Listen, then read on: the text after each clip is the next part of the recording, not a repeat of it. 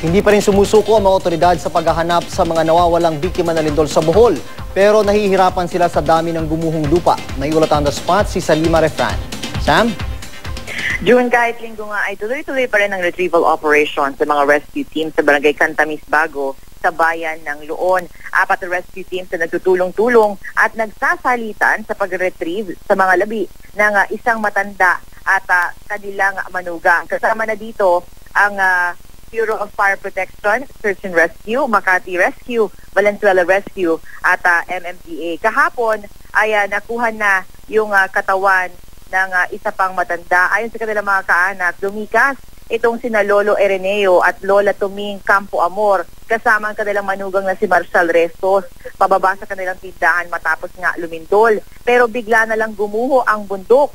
Bukod sa lupa, natangay din ng landslide ang maraming puno. Dahilan kung bakit pahirapan ang retrieval operations.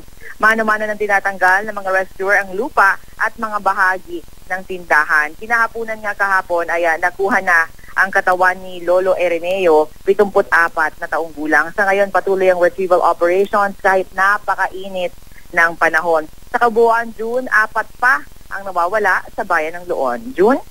Maraming salamat, Salima Refran.